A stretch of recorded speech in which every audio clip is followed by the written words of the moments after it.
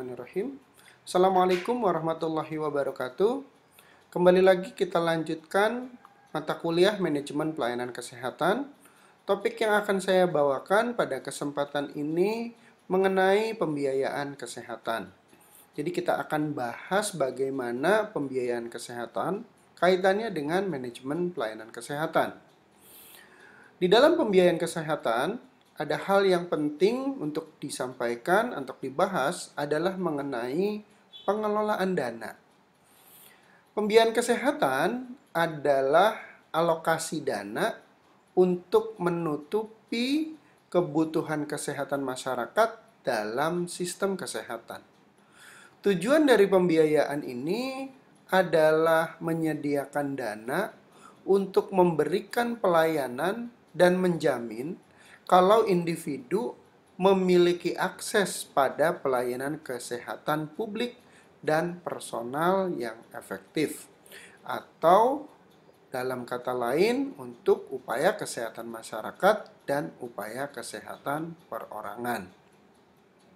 Di dalam pembiayaan kesehatan, bahwa pembiayaan kesehatan itu ditujukan untuk mereduksi pembayaran pribadi atau out of pocket, meningkatkan keuangan kesehatan itu sendiri, dan memperluas pelayanan sebagai langkah maju menuju cakupan kesehatan universal. Dalam artian bahwa mencakup seluruh warga negara, khususnya warga miskin yang tidak mampu membiayai sendiri kesehatannya. Pengelolaan dana dalam penyelenggaraan pembiayaan kesehatan pada umumnya dihadapkan pada dua tantangan, yaitu tingkat dan profil pengeluaran kesehatan, serta cakupan populasi pada skema perlindungan keuangan.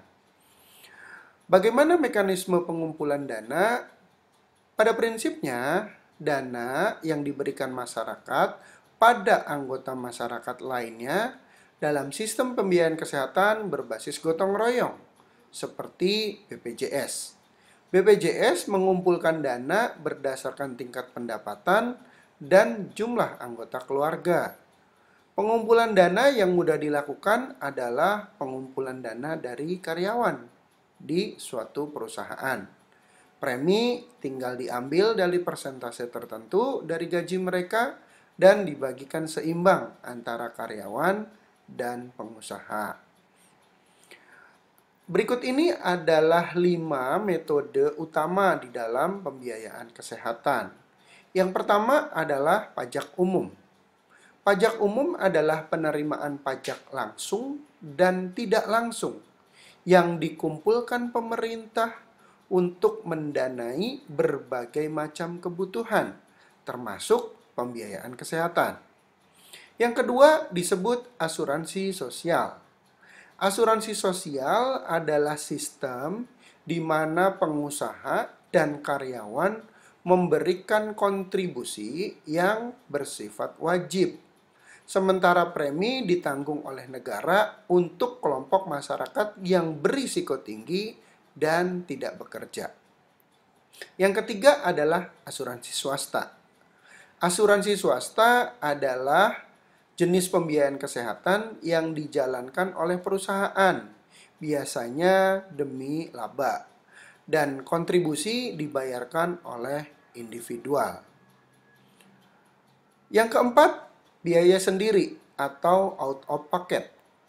Biaya sendiri adalah pembiayaan yang dilakukan sendiri oleh individu sebagai bentuk tambahan untuk mengisi kekurangan dari sumber lainnya yang sudah disebutkan tadi.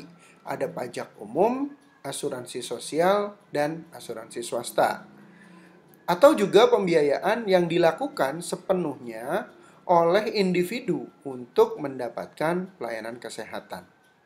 Yang kelima adalah sumbangan.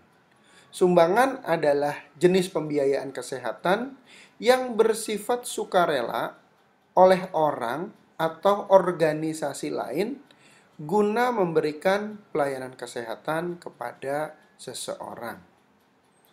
Baik, untuk diskusi kita pada sesi ini, dari kelima metode utama pembiayaan kesehatan yang sudah disebutkan, manakah yang paling relevan digunakan dalam konteks pelayanan kesehatan di Indonesia?